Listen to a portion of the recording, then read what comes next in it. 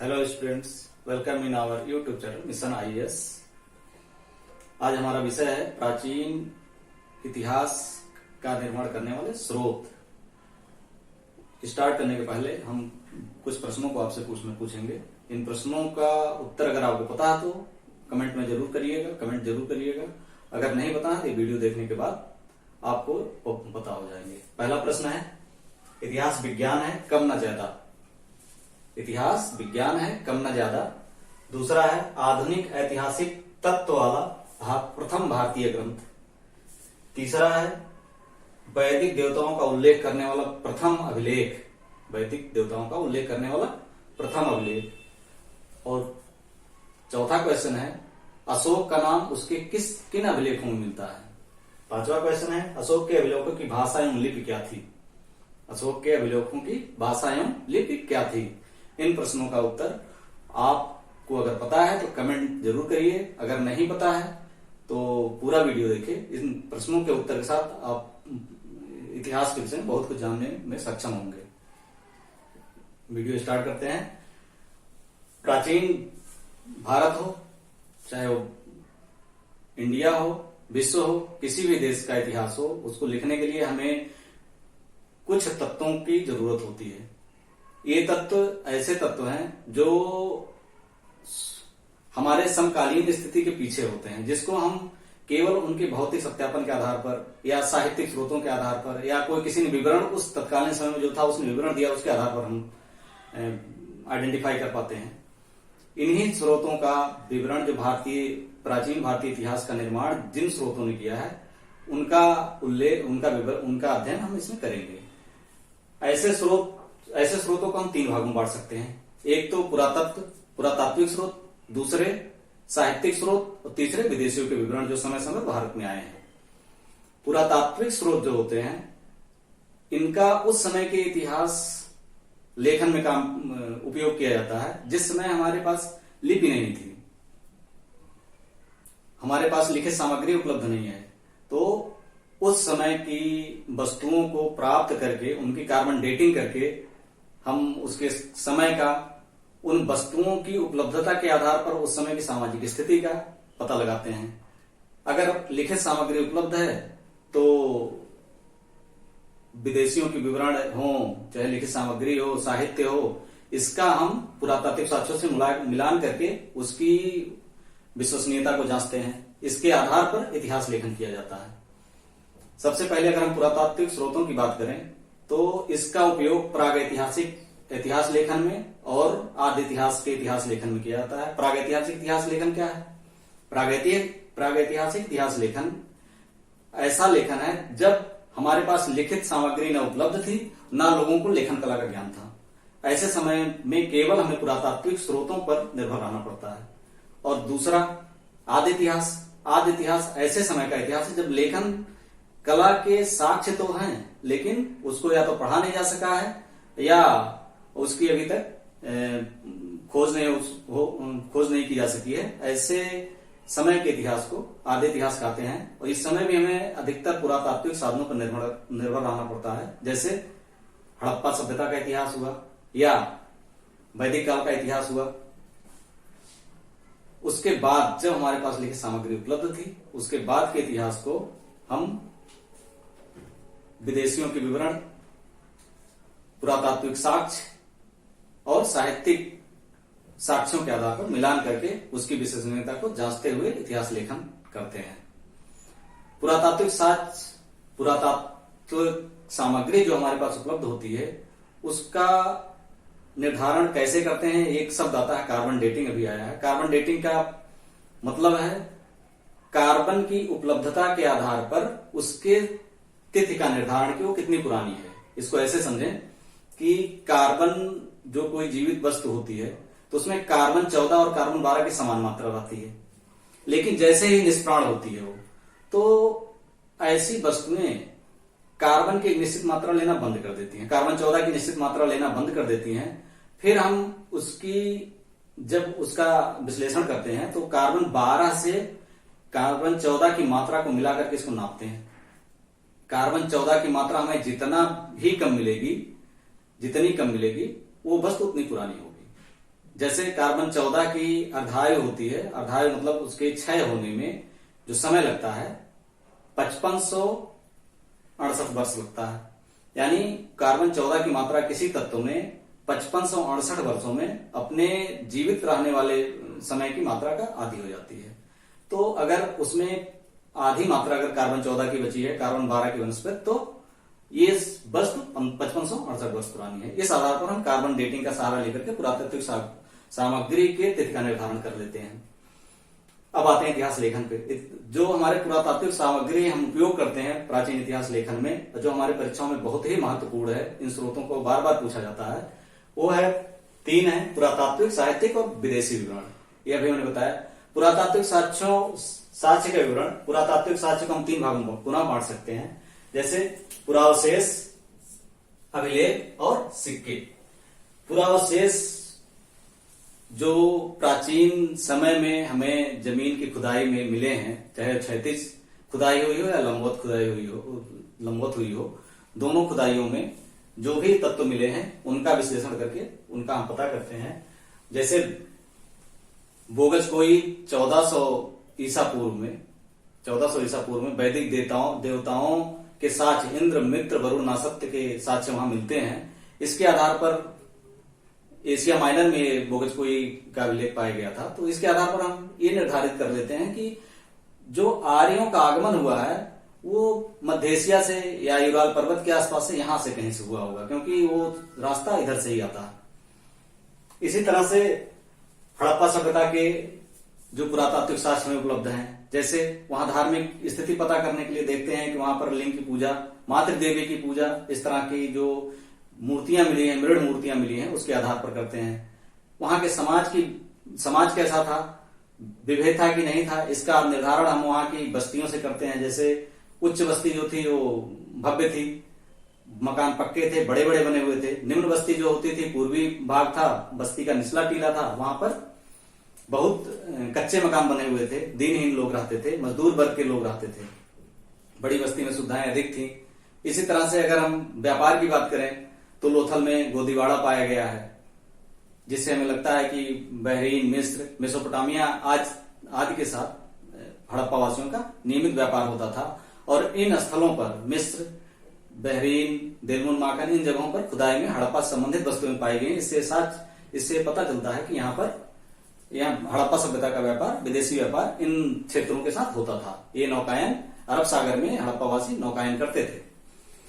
इसके अलावा अगर धर्म की बात और की जाए तो अगर वैदिक युग की बात की जाए, वैदिक सभ्यता की, तो वैदिक युग में हमें बहुत ज्यादा ठोस सामग्री प्राप्त नहीं होती है। इसलिए न आवास प्राप्त होते हैं, न ही और कोई संरचना प्राप्त होती है। इसलिए स्पष्ट रूप से ये ज्ञात हो जाता है, इतिहासकार अनुमान लगा लेते हैं कि इस समय अस्थायी जीवन का प्रारंभ नहीं था। ये पशुचारक थे, यायावर थे, पशुपालन करते थे, गायों को पालते थे।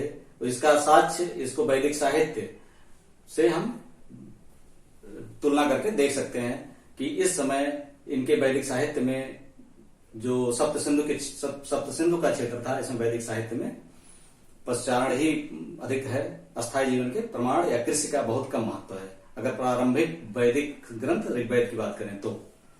इसके अलावा अन्य पुरातात्विक साक्ष्यों में अभिलेख की बात करें तो सबसे महत्वपूर्ण अभिलेख अशोक के अभिलेख हैं, जो पूरे भारत में पाए गए हैं। भारत में ही नहीं, आज के काबुल, कंधार से लेकर के पश्चिम बंगाल तक, नेपाल की तराई से लेकर के मैसूर तक सभी क्षेत्रों में अशोक के अभिलेख नियमित रूप से पाए गए हैं। इन अभिलेखों के आधार पर हम ये अनुमान लगा सकते हैं कि अशोक का इन क्षेत्रों पर नियंत्रण था। और अभिलेख ये राजाज्ञाएं हैं चूंकि, और राजाज्ञा कोई शासक उसी जगह पर खुदवा सकता है या लिखवा सकता है जहां पर अधिकतम जनसंख्या जाए या देखती हो, क्योंकि वो जनता के लिए थे। तो इन क्षेत्रों पर शासक का पूरी तरह से नियंत्रण के साथ ही ये ऐसी जगहों पर थे जहां से अधिकतम लोग गुजरते थे या व्यापारिक मार्ग थे, इन जगहों पे ये अभिलेख पाए गए हैं। इससे लगता है कि इनके मार्गों का विश्लेषण हम कर सकते हैं, इनके क्षेत्र का विश्लेषण हम कर सकते हैं, देख सकते हैं। अशोक के अभिलेख में अशोक के नाम का हर सर्वत्र उपयोग नहीं है, उल्लेख नहीं मिलता है, लेकिन अगर हम मास्की, गुर्जरा, निट्टूर, उदयबोलान के अभिलेख देखें तो इसमें अशोक का स्पष्ट नाम मिलता है। अन्य अभिलेखों में प्रियदर्शी राजा उसे कहा गया है और प्रियदर्शी राजा की उपाधि बाद में श्रीलंका वासियों ने ली। इसके अलावा अशोक के अभिलेख उस समय सर्वाधिक प्रचलित ब्राह्मी लिपि में लिखे गए हैं। केवल पश्चिमोत्तर के अभिलेख खरोष्टी और आरमाइक और यूनानी लिपियों में लिखे गए हैं। ब्राह्मी आज के हिंदी की तरह बाएं से दाएं लिखी जाती थी और खरोष्टी दाएं से बाएं लिखी जाती थी। ब्राह्मी लिपि से ही वर्तमान भारत की अधिकतर लिपियों का विकास हुआ। तमिल, तेलुगु, कन्नड़, मलयालम, मराठी, पंजाबी, नेपाली, बंगाली सभी लिपियों का लगभग विकास जो है ब्राह्मी लिपि से हुआ है। इससे स्पष्ट है कि एक विकास धारा, एक नित्य क्रम जो इतिहास का होता है वो उस समय ही बनना शुरू हो गया था, जो आज तक अनवरत चल रहा है। अशोक के अभिलेखों के बाद अगर अन्य अभिलेखों की बात की जाए तो जो ये राजाज्ञाओं के रूप में थे, इसके अलावा प्रशस्तियों के रूप में हमें ढेर सारे अभिलेख मिले हैं। इनमें प्रमुख है रुद्रदामन का जूनागढ़ अभिलेख, खारवेल का कलिंग नरेश खारवेल का अभिलेख, जिसमें उसने अपने शासन के वर्णन के साथ ही मगध राज्य के साथ संबंधों का वर्णन मिलता है, नहर का वर्णन मिलता है, प्रथम बार भारतवर्ष का वर्णन उल्लेख वहां मिलता है। रुद्रदामन का जूनागढ़ अभिलेख ऐसा अभिलेख है जिसमें शासक की कल्याणकारी नीतियों के बारे में पता चलता है, क्योंकि वहां पर जो सुदर्शन झील थी, सुदर्शन तड़ाग था, उसको चंद्रगुप्त मौर्य ने बनवाया था। अशोक के समय टूट गई थी, पुनः मरम्मत हुई थी, उसके गवर्नर तुषार ने करवाया था और उसके अलावा स्कंदगुप्त के समय में उसका निर्माण कराया गया था। इस सब का विवरण रुद्रदामन के जूनागढ़ अभिलेख में मिलता है। इसके अलावा एहोल, बाद के समुद्रगुप्त की प्रयाग प्रशस्ति है, पुलकेशिन द्वितीय की एहोल प्रशस्ति है, कुमारगुप्त की मंदसौर प्रशस्ति है या यशोवर्मन की मंदसौर प्रशस्ति है। इस तरह की प्रशस्तियों से हम तत्कालीन शासकों के बारे में पूरी तरह से जानकारी प्राप्त कर पाते हैं और इसी आधार पर यशोवर्मन के बारे में अगर हमें जानकारी का कोई स्रोत मिलता है तो यशोवर्मन की मंदसौर प्रशस्ति है, अन्यथा उसके पूरे इतने दैदीप्यमान शासक के बारे में हमारी जानकारी अधूरी रह जाती। इन अभिलेखों को बहुत समय तक पढ़ा ही नहीं जा सका था। फिरोज शाह तुगलक ने दिल्ली में मेरठ से और टोपरा हरियाणा से 2 अभिलेख मंगवाकर दिल्ली में पढ़वाने का प्रयास किया था, लेकिन उस समय के विद्वान पढ़ नहीं पाए। ये जाकर के 1837 में जेम्स प्रिंसेप ने, जो ईस्ट इंडिया कंपनी में एक बड़े अधिकारी थे, उन्होंने पढ़ने में सफलता प्राप्त की और भारतीय प्राचीन इतिहास की गुत्थी धीरे धीरे सुलझनी प्रारंभ हो गई और इतिहास लेखन उसी समय से एक नई दिशा में चल पड़ा। इसके अलावा अगर हम देखते हैं अभिलेख के अलावा सिक्कों का विवरण, तो सिक्के हमें किस बारे में जानकारी देते हैं? सब लोग जानते हैं सिक्के का प्रयोग व्यापार, वाणिज्य, लेन देन, खरीद फरोख्त इस सब में किया जाता है। सिक्कों का प्रचलन ये बताता है कि भारत में व्यापारिक दुनिया का उद्भव, विकास कब से प्रारंभ हुआ, और सिक्के मिलने बुद्ध काल से प्रारंभ हो जाते हैं। जो उस समय सिक्कों के साथ ही उस समय हमें विभिन्न नगरों के उदय का साक्ष्य मिलता है, जो वर्तमान में काशी, इंद्रप्रस्थ, अयोध्या, चंपा, पाटलिपुत्र, राजगीर, इन सब नगरों के जो उद्भव की जो आरंभिक जानकारी हमें मिलती है 6ठी शताब्दी ईसा पूर्व मिलती है। उसी समय ये सिक्के प्रचलन में आए।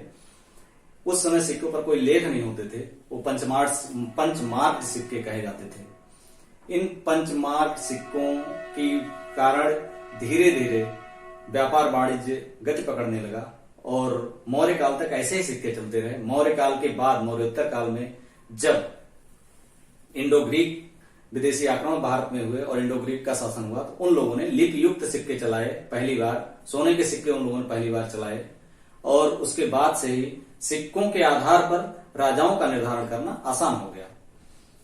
ऐसे बहुत सारे सिक्के जो विभिन्न स्थानों में पाए गए सिक्के जहां पाए जाते हैं, ऐसा माना जाता है, ऐसा मानना भी समीचीन है कि ऐसे ये क्षेत्र राजाओं के उन राजाओं के अधिकार में थे जहां पर ये पाए गए थे, या अगर कहीं सुदूर क्षेत्र में पाया गया है तो निश्चित तौर पे इस क्षेत्र का व्यापार उस क्षेत्र से होता था। अगर दक्षिण भारत की बात की जाए तो दक्षिण भारत में ईसा की प्रारंभिक सदियों में संगम साहित्य से हमें जो विवरण मिलता है उसकी पुष्टि जो सिक्के मिले हैं, जो वस्तुएं मिली हैं, उससे होती है, क्योंकि उस समय प्रारंभिक सदियों से लेकर के काफी समय तक, चौथी पांचवी सदी तक रोम के साथ, जब तक रोम साम्राज्य का अंत नहीं हो गया तब तक व्यापक व्यापार होता रहा। और दक्षिण भारत में एक साम्राज्य के निर्माण में, अस्थायी जीवन के निर्माण में रोम के व्यापार को नकारा नहीं जा सकता, क्योंकि वो यहाँ के मसालों के अत्यंत प्रेमी थे। उसके बदले में सुरा आदि का निर्यात करते थे, और यहाँ तो काली मिर्च इतनी मात्रा में निर्यात होती है कि उसका नाम ही एवं प्रिय कर दिया गया था।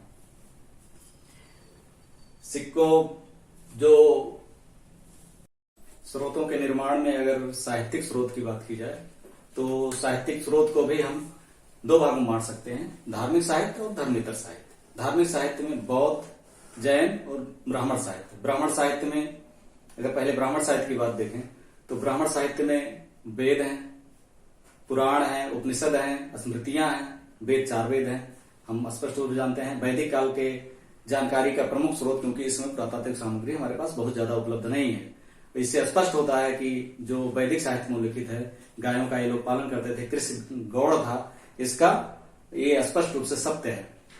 उत्तर वैदिक काल में लोहे के ज्ञान के साथ ही अस्थायी जीवन का प्रारंभ होता है, और इसकी पुष्टि पुरातात्विक साक्ष्यों से भी होती है। वेदांग, शिक्षा, कल्प, व्याकरण, निरुक्त, छंद, ज्योतिष, इन वेदों का अर्थ समझने के लिए किए गए।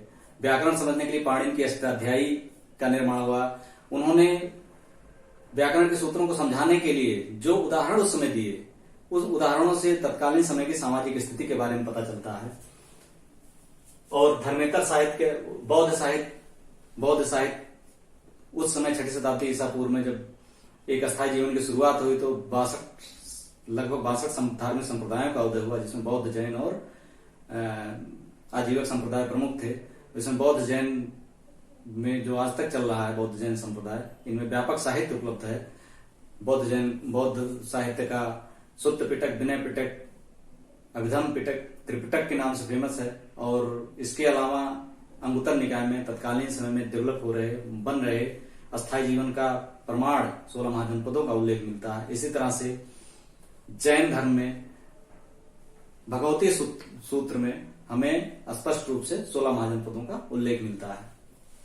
धर्मेतर साहित्य की अगर बात की जाए तो इनका धर्म से कोई मतलब नहीं था। इसमें पाणिनि की अष्टाध्यायी हो गई, कौटिल्य का अर्थशास्त्र हो गया। कौटिल्य के अर्थशास्त्र में तत्कालीन मौर्य काल के समय की राजनीतिक व्यवस्था के बारे में पूरा विवरण मिलता है। उस समय कर व्यवस्था क्या थी, सामाजिक व्यवस्था कैसी थी, प्रशासन कैसे चलाया जाता था, नगर व्यवस्था कैसी थी, मार्ग निर्माण कैसे किए जाते थे, सीमांत दुर्गों पर क्या व्यवस्था थी, इस तरह के सारे विवरण वहां मिलते हैं। हालांकि इसमें स्तरीकरण है और कई स्तर में इसको लिखा गया है। इसी तरह से कौटिल्य के अलावा शूद्रक का मृच्छकटिकम, ये गुप्तकालीन राज्य से इतर जो राज्य आश्रित कालिदास जैसे लेखक थे, उनके इतर कवि थे, उनके इतर जो सामाजिक विवरण लोक जीवन का मिलता है वो मृच्छकटिकम से मिल जाता है, जिसमें एक गणिका का ब्राह्मण, चारुदत्त गरीब ब्राह्मण था, उससे प्रेम के बहाने पूरा विवरण इसमें दिया गया है सामाजिक जीवन का। कल्हड़ की राजत रंगड़ी में हमें आधुनिक ऐतिहासिक तत्व प्राप्त होते हैं जिनका क्रम आगे निरंतर मध्यकाल या आगे तक चलता रहा। इसके अलावा अगर हम देखें कालिदास की तमाम रचनाएं जो साहित्य उस गुप्तकालीन सामाजिक व्यवस्था की जानकारी देती हैं, उस समय उपलब्ध हैं। अभिज्ञान शाकुंतलम का दुनिया के अधिकतर भाषाओं में अनुवाद किया जा चुका है। एक उत्कृष्ट संस्कृत की एक उत्कृष्ट रचना मानी जाती है। उस समय गणित, ज्योतिष, आर्यभट्ट, बाराहमीर, तमाम जो विद्वान थे उनकी किताबें जो हमें उपलब्ध हैं, उसके आधार पर उस समय विज्ञान और साहित्य के विकास का स्पष्ट प्रमाण हमें मिल जाता है। इसके अलावा विदेशी विवरण की यदि बात किया जाए तो इतिहास के निर्माण में विदेशी विवरण का भी बहुत ही महत्वपूर्ण स्थान है। विदेशी विवरण मतलब जो ऐसे विद्वान जो या अन्य व्यक्ति जो भारत में आए, उन्होंने भारत का विवरण अपने अनुभवों के आधार पर लिख छोड़ा।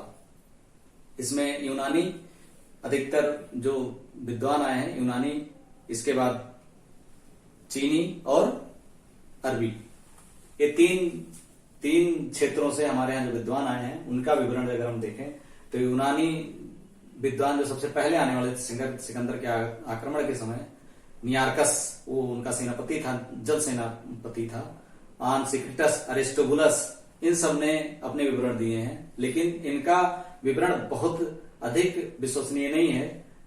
मौर्य दरबार में रहने वाला मेगास्थनीज, जिसकी पुस्तक इंडिका अब उपलब्ध तो नहीं है, लेकिन इसके उदाहरण तमाम सारे बाद के विदेशी लेखों में मिलते हैं। उनके आधार पर हम भारतीय इतिहास का निर्माण कर सकते हैं। यूनानी लोगों ने ही पहले यूनानी स्रोतों में सेंड्रोकट्टस के उल्लेख को चंद्रगुप्त मौर्य से जोड़ा और सिकंदर के आक्रमण की तिथि ने भारतीय इतिहास के तिथि क्रम की जो गुत्थी थी उसको सुलझा दी। इससे हम इतिहास को एक तिथि क्रम में लिख सके। इसके अलावा प्लिनी की नेचुरल हिस्टोरिका, टालमी की geography, Periplus of the Erythraean Sea, इसके लेखक अभी ज्ञात ही नहीं है, जिसके पेरिप्लस ऑफ एरिथ्रियन सी से हमें पूरा लाल सागर से अरब सागर तक ईसा पूर्व प्रथम सदी में कैसे व्यापार होता था, ये इसका पूरा विवरण, किन किन वस्तुओं का भारत से निर्यात होता था, किन किन वस्तुओं का आयात होता था, इसका पूरा विवरण इसमें दिया हुआ है। टालमी की ज्योग्राफी उस समय तत्कालीन भारत के संदर्भ में एक महत्वपूर्ण दस्तावेज है। और प्लिनी की नेचुरल हिस्टोरिका, प्लिनी ने रोम से आने वाले, भारत को आने वाले सोने पर दुख व्यक्त किया है और उसने जो है स्पष्ट रूप से कहा है कि पूरी दुनिया में घूमकर सोना भारत में ही आकर के डंप हो जाता है। चीनी यात्रियों की बात करें तो चीनी यात्री जो आए थे अधिकतर बौद्ध दृष्टिकोण से और बौद्ध ग्रंथों का अध्ययन करने आए थे। उनमें फायान, ह्वेनसांग और इच्चिंग प्रमुख हैं। फायान चंद्रगुप्त द्वितीय के समय गुप्त काल में आया था। फायान की यात्रा विवरण फोक्योकी में संकलित है और फायान ने पूरा जो विवरण दिया हुआ है, फायान का पूरा विवरण उस समय के तत्कालीन सामाजिक संदर्भ में बहुत ही महत्वपूर्ण है। विशेषकर हालांकि ये धार्मिक है, राजनीतिक उल्लेख उसने एकदम नहीं किया है, फिर भी जो है तत्कालीन भारतीय समाज को समझने में फायान का विवरण बहुत ही महत्वपूर्ण है। ह्वेनसांग हर्षवर्धन के समय में आया था, वो लगभग 16 वर्ष भारत में रहा।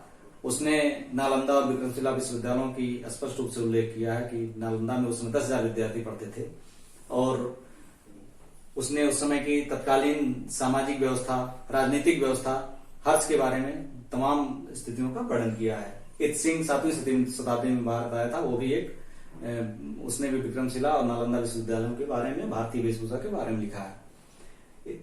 अरबी यात्रा की बात किया तो उसमें सुलेमान, अल-मसूदी, अल-मरूनी 3 महत्वपूर्ण है। अल-मरूनी की पुस्तक किताबुल हिंद एक महत्वपूर्ण रचना है जिसके बारे में भारत की जानकारी महत्वपूर्ण है। अल-मरूनी महमूद गजनवी के साथ भारत आया था। उसने भारत में आकर यहाँ की सामाजिक व्यवस्था के बारे में बहुत ही स्पष्ट विवरण लिखा है। इसने भारतीय संदर्भ में बहुत सारी महत्वपूर्ण बातें बताई हैं। उम्मीद है कि आप लोगों को ये वीडियो बहुत अच्छा लगा होगा और आप इन प्रश्नों का उत्तर जो हमने वीडियो के शुरू में पूछे हैं वो दे सके होंगे। और वीडियो आपको अगर अच्छा लगा हो तो please like, subscribe and comment.